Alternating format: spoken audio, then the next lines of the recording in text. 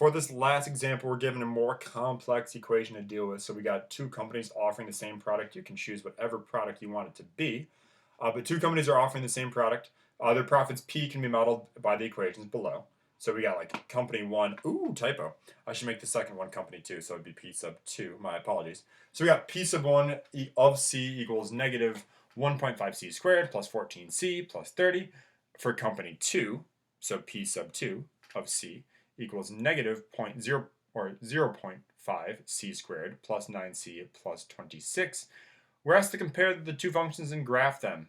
Now, the easiest way to graph them, honestly, will be using a graphing calculator. So let's take a look at a graphing calculator. I'm going to use Desmos because it works out pretty nicely. So taking a look at Desmos, turning this off for a second here. Oops, that was weird.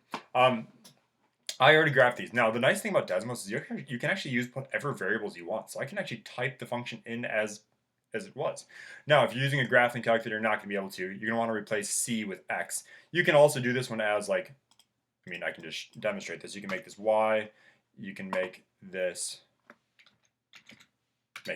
X and make this X, and it gives you the same graph.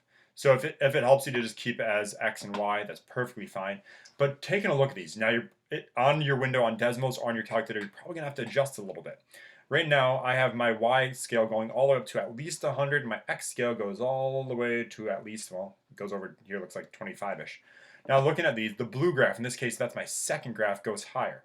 Now the nice thing about Desmos is you can actually just like click on where you think the highest point is, and it'll just jump right to it. So this is the highest point for that graph at 9,66.5. For the red graph for company one, I can also click there and it just jumps right to it. So it also is nice that like they also show where they intersect. Desmos has some really, really nice features. Obviously, it's going to take a little bit more work if you're using a graphing calculator. You're going to have to use the maximum feature under second trace to get to your maximum, but it's going to give you the same information. You're going to find out that the second company has a higher overall maximum profit. So let's jump back into the notes for a second. Let's jot that down. So, sorry, waiting for it to catch back up. Come on, air server. There we go. So, we're going to say company 2 has a higher max profit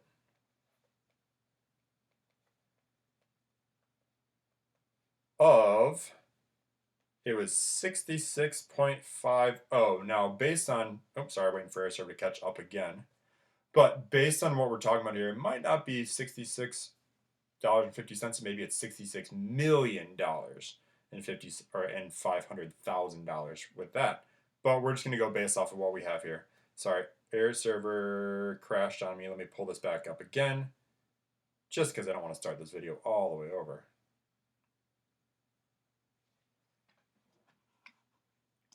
Thank you for your patience as we're awkwardly waiting.